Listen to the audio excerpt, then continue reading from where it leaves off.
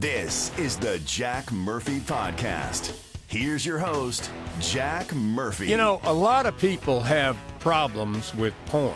It's caused a lot of problems. Well, with what now? Porn? Porn. Porn, okay. Yeah, a lot of people have had, don't act like you didn't hear me. A lot of people have had problems with porn. Okay. And I didn't say corn, I said Not porn. corn. Porn, all right.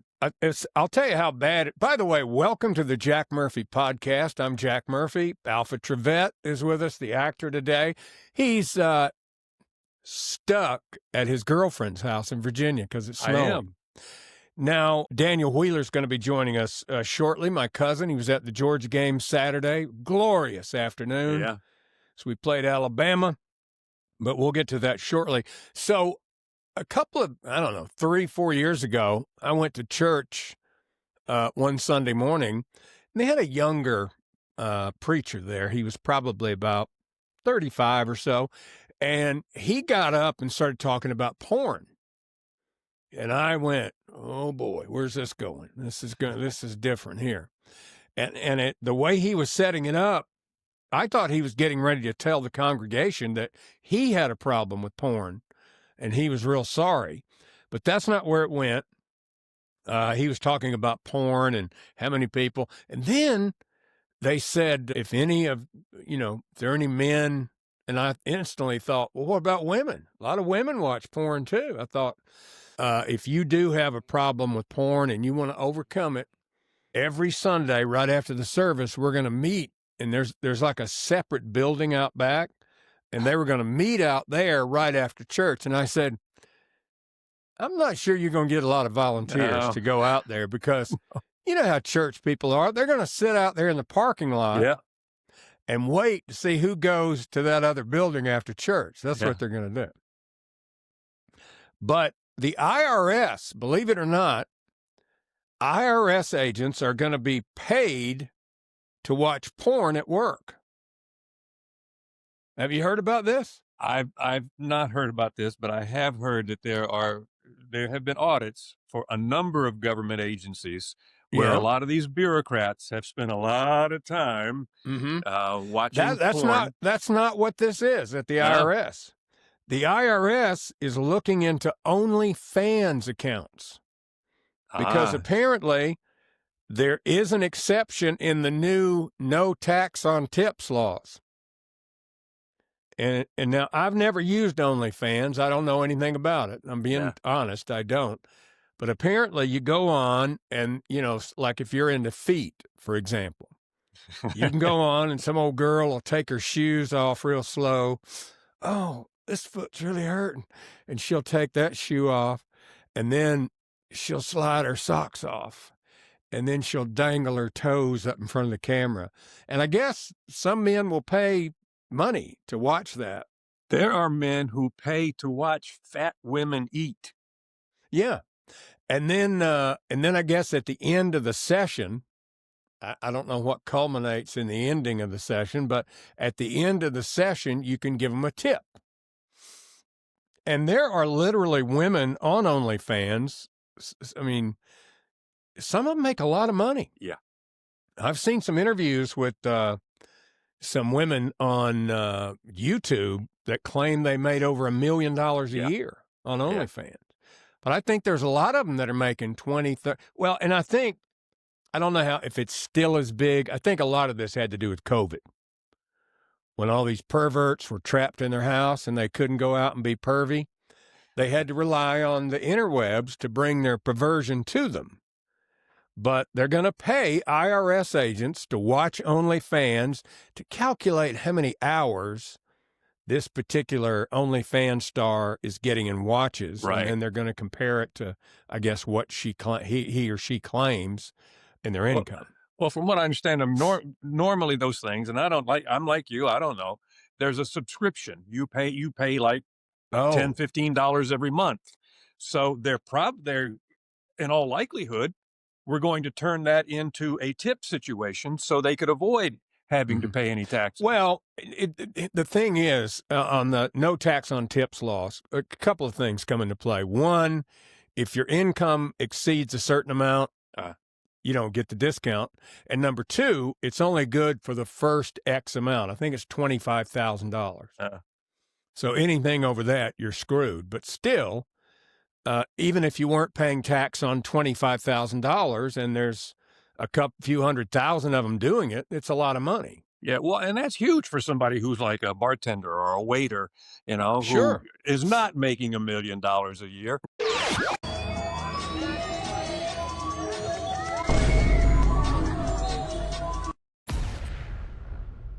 So we had a story a couple of weeks ago. I don't know if you remember it or not, Alpha, but it was about a jewelry store in New Zealand, of all places.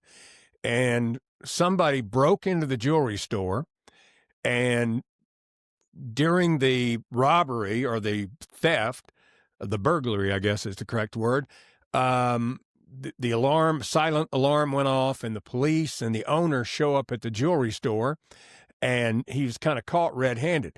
Now, he was trying to steal a Faberge egg. Oh. Now, those things, you've seen them before. They're like they are bigger than a beautiful, of pear. course. Yeah, if they're original Faberge eggs, they are the original artists from Russia, and they are worth a fortune. Yeah, and so I read the story, and then I went, what? Because it said, right as the police were closing in, this guy swallowed the Faberge egg. And I thought, how the heck do you do that? How do you swallow the egg? So here's what they did. They arrested the guy, booked him, put him in jail in New Zealand, and then it's a waiting game. Yeah. It's a waiting game. And I'm guessing everybody there at the big jailhouse was pretty excited with the waiting game, because it's going to be pretty fun when the Faberge egg, shows up. They're going to bet you wish you hadn't stole that, huh? Yeah. But I guess, as it turns out, Alpha, they have different sizes of these eggs. Here it is. I guess at this point it's already been cleaned, but there's a gloved finger, and they're holding the egg on the chain there. And that's, there's a price tag. It says $33,585. Would that be $33,000? I suspect so, yeah. I guess for the smaller one, that's probably a much better deal than the big one. But I couldn't imagine somebody swallowing, a real egg and passing. Even the little one, though, you could see it had little hooks and jewels. And so the easy part was probably swallowing it. Yeah. Laying that egg, that different story. The trick. I have a little bit of experience with that, and it was not a good experience. Oh? And it was not a Faberge egg. I'll tell you what happened. A long time ago, about 20 years ago, I had gotten a crown put on a tooth. Huh. And, it's expensive. At the time, I was working and making really good money, and whatever happened, it came loose, and I swallowed it. So I called my dentist, and I said, hey, my cap apparently came off, and I swallowed it. He goes, all right, well, let me know when you get it back, and I'll reattach it. And I went, I said, repeat that. He goes, when it comes out, clean it up, put it in some alcohol. And I said, no, that's not going to happen. And he said, are you sure? And I said, I'm positive. That's not going to happen. So, he made me a new one and put it back on. Well, about, 5 years ago, same thing happened. Crown came off, and I swallowed it, and the dentist said, well, do you want to recover it? And I went, yeah, I'm going to give it a shot, because I didn't want to spend the $1,500. And so I went through a lot of rigmarole with a strainer, and and I never found it. For all I know, it's still in there. I may still have a cap inside me, but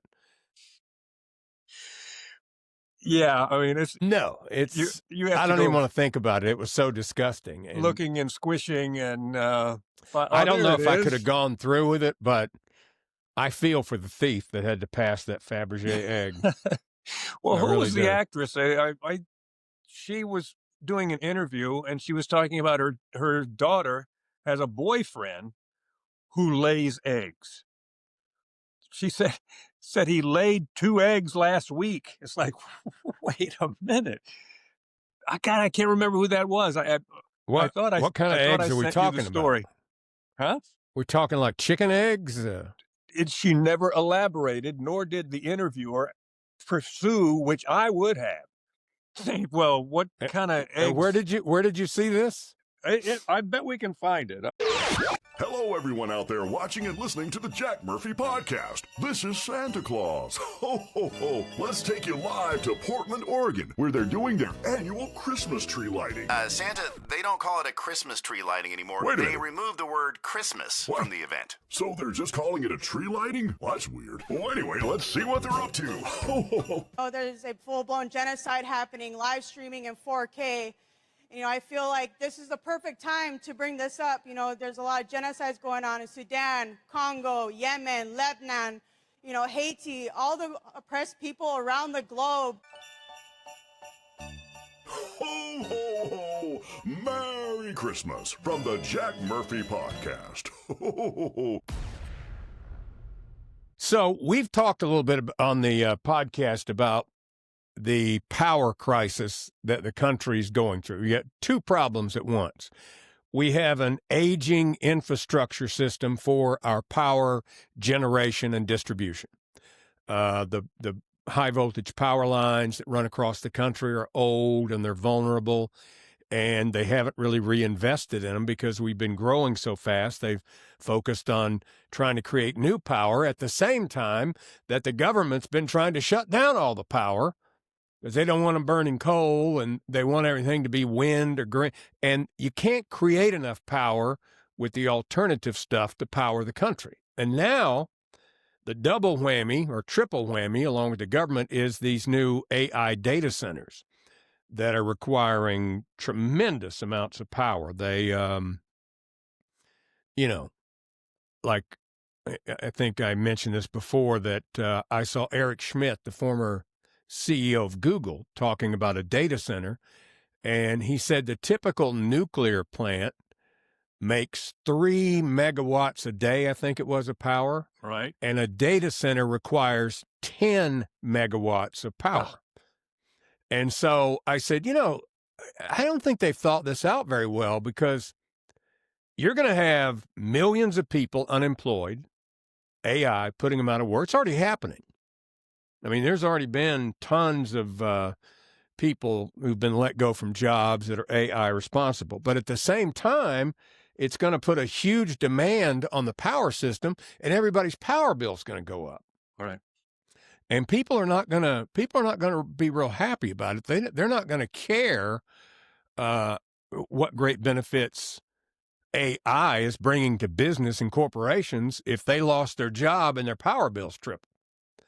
Now, I want you to look at this lady. I saw this lady yesterday. She's from Connecticut, and she's explaining her power bill. This reminds me of 7 years ago when I was still living in California.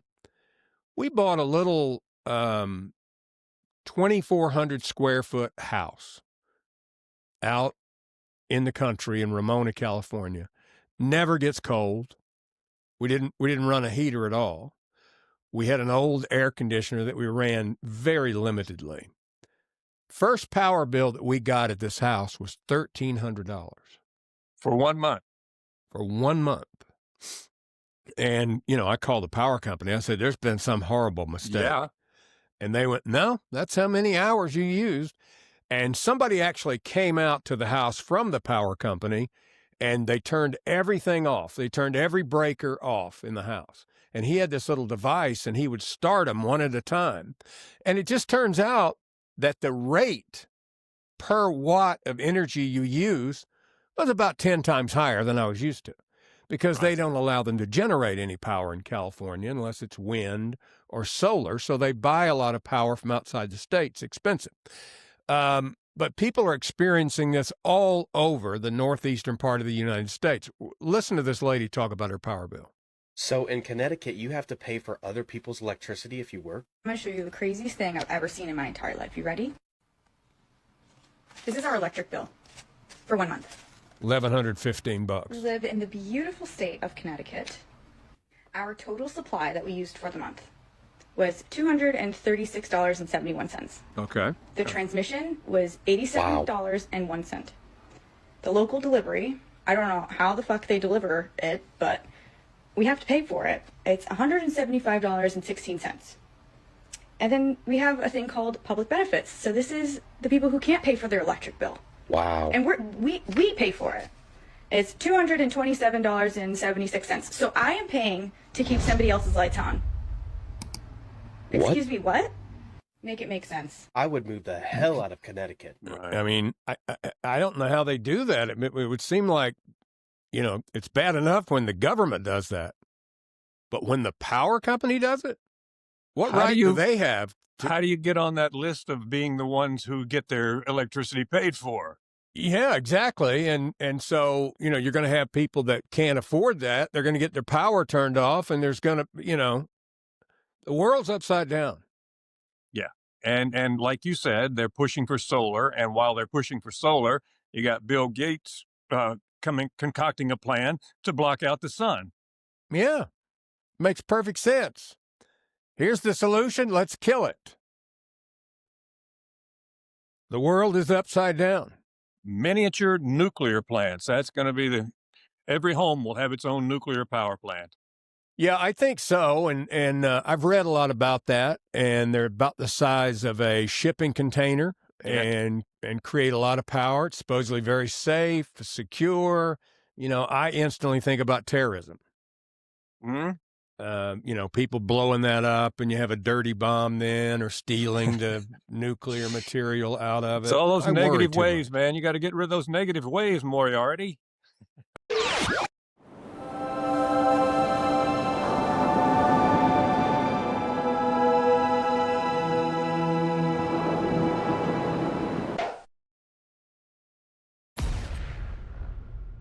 Have you ever thought about, because I used to see the commercials. I used to watch a lot of golf on television. Yeah.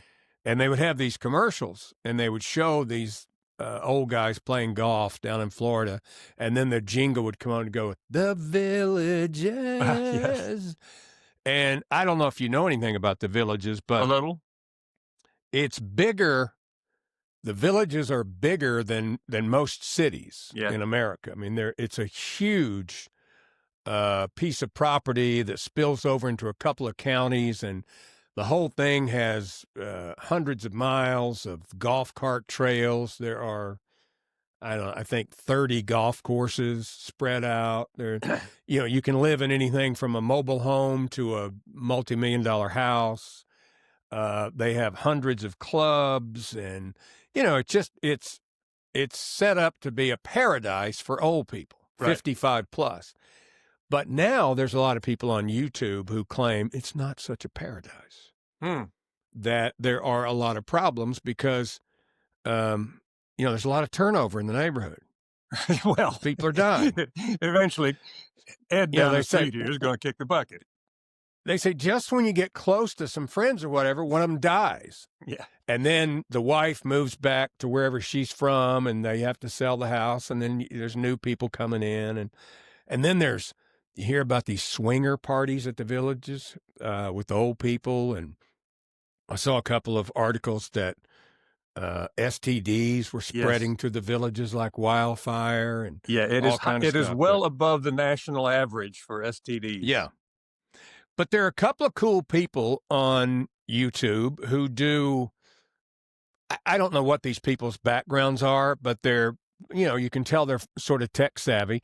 And so they'll do like News of the Villages podcast with video every day. And they'll run down everything bad that happened in the Villages, arrests, and supposedly the crime rate in the Villages for burglary and things like that are pretty low, because you have to, I guess you have to have a pass to get in there, and everybody kind of watches out for everybody. Yeah, and if you steal something, it's hard. If you steal something, it's hard to escape on a golf cart. So yeah, it really is. So there was a woman there at the Villages, a villager. That's what you call somebody that lives there. A villager will not be prosecuted in an umbrella attack on her bastard husband.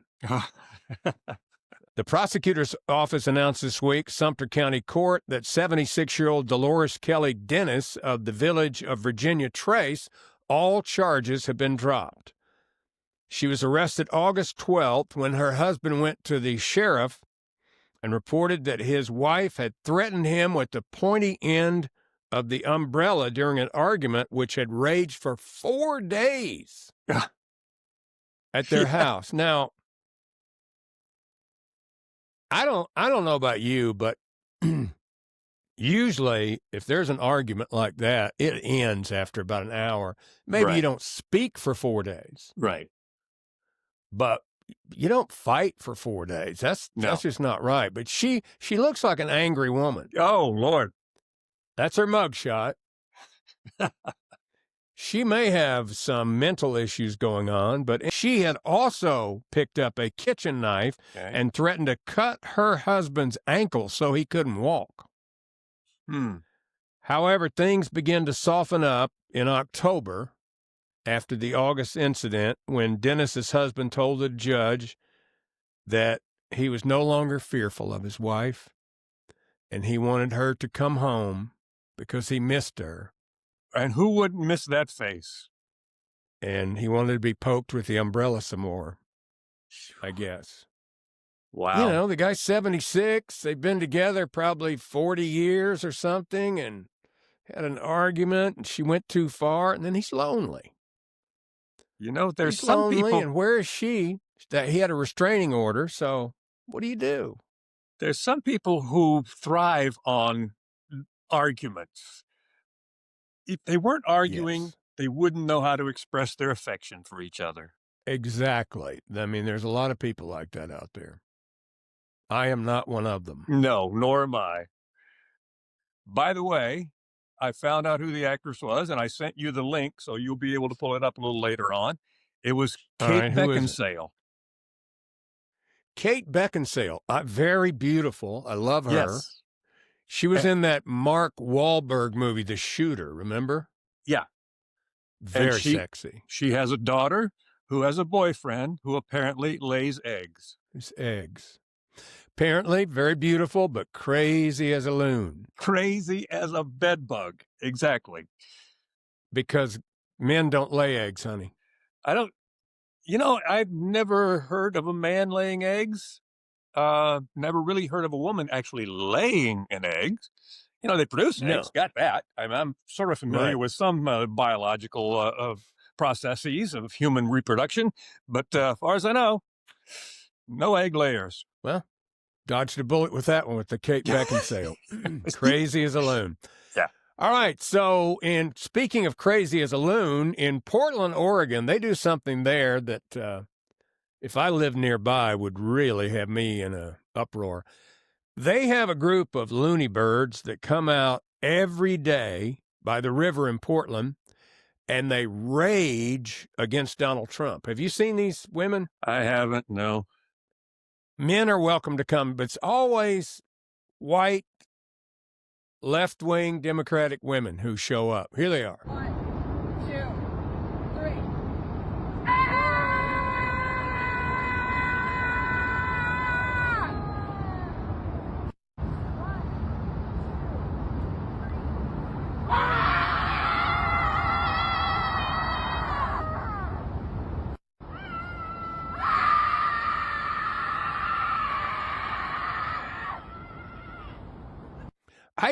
I don't understand the mentality of these people that scream, what they're trying to accomplish. Do they think the people across the river are going to do something to get the president out of office? Because chances are the people across the river in Portland, they're just as left-wing and liberal as you are.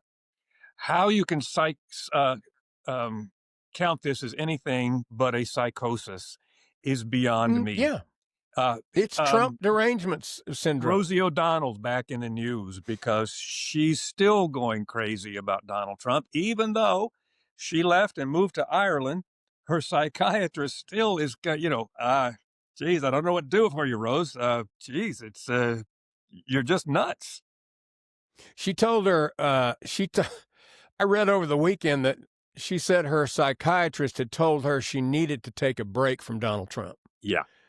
And she said, just don't mention Donald Trump. Don't think about him. Don't read him for 2 days. And Rosie said, I lasted 2 hours. She posts every day about Donald Trump. Even though she's far removed in a different country, she went there to get away from him and now still can't get, because he's in her mind. And a lot of the people like her that went away, like Ellen and Portia, who went to England. Back. Now, we reported this a couple of months ago on the podcast, that they maybe were breaking up. Oh? That Portia wasn't happy in England and that Ellen had gotten real possessive. But anyway, I read over the weekend, they're coming back. Yeah. Didn't last long, did it? Well, remember all the people who promised they were going to leave and then never did. And the ones who did are either batshit crazy or they decided they got to come back.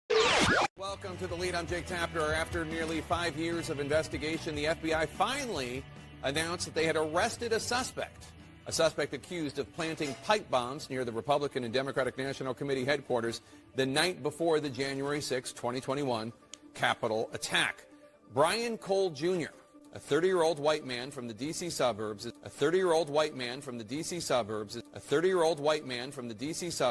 charged with transporting an explosive device in interstate commerce and with malicious destruction by means of explosions.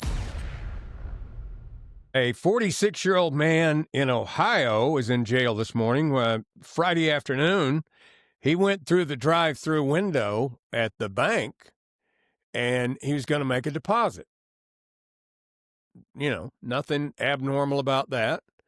And he made the deposit. The problem was instead of putting his money in the little tube and send it in, he put his meth in and sent that in. He put his what in? Meth. His meth. Methamphetamine. He put his meth in the little tube and sent it in the bank. And the lady said, hold on a minute. And she called the police. And he sat there until the police came and was arrested. And he was under the influence of meth at the time. Oh, yeah. And so the police took his meth away from him and put him in jail. Little town, by the way, called Woodsfield. It's near the West Virginia border in Ohio. That's a bad area for fentanyl, oxy, meth. They've had a lot of problems there. Yeah, it was sort of the epicenter of the whole OxyContin thing when it took off, West Virginia, and then across the river in Ohio. Yeah, it's huge.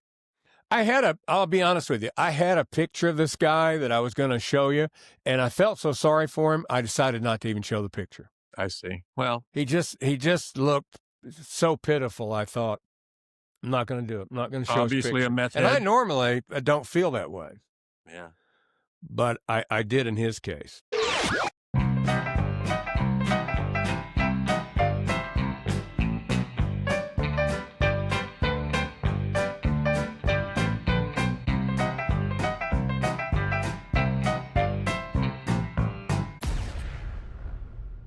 Alpha, at your house, do you know what brand of toilet you have in your home? The brand that you have? I believe it's a Kohler. There you go. They're the top dog. They're the top dog in the toilet plumbing industry? fixture business. Sure. Yeah, the plumbing fixture business, toilets being one of them. And they've got a brand, like I had a friend one time, this guy had money, and he had a toilet that he had ordered from Japan. It was $5,000. And it had, you never had to touch it. It had a little remote, and you hit the remote and the lid opened up, and it had a bidet built into it, all this different stuff built into it. And I went, you got too much money. You got way too much money. But Kohler has come out with a new, it's not a new toilet. It's an add-on device for your existing Kohler toilet. And it's called the Toilet Cam. Camera. The toilet camera. Okay. And, when I saw it, I went, why do we need that? Why do we need the toilet camera? Now, the camera goes down into the toilet and it analyzes your waste while you're going to the bathroom. And so it's a health thing. It analyzes your waste. It just gives you dietal advice, or it looks for signs of disease or whatever. Plus it could have found your crown for you. Yeah, it could have found my tooth for me or that Faberge egg. Yeah. But apparently, experts now claim there's a major security flaw, and it really doesn't have end-to-end data encryption like Kohler claimed that it had. And, I guess there's pervs out there that like everything. And so some hackers had hacked into the camera. But yeah, I don't want a camera in my toilet. No. I don't want a camera in my bathroom. I'm just not interested. Well, at all. They may be onto something, though. I don't know if you remember, you may have read some stories about the king, for example, of France. He had some people on his staff that would examine his stool every day.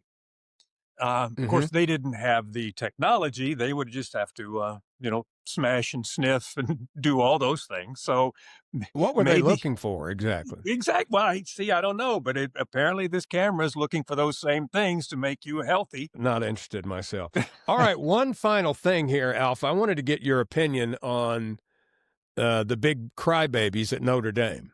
Well, I mean, sure, you didn't make the college football playoff. Don't play people like Syracuse and run up the score and claim that you ran up the score because you're great. No, it's because Syracuse sucked. But to not get asked to be put into the playoff and then say, well, you know what?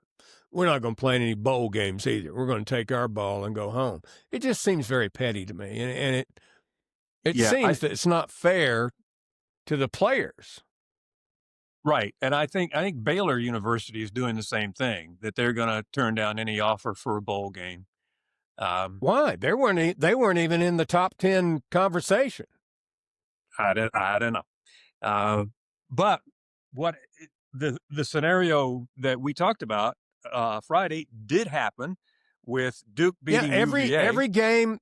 I had a feeling about both those games. In my mind, I don't bet or anything, but in my mind, I had Duke and Indiana both winning. I don't have anything to back up. I just felt like they were.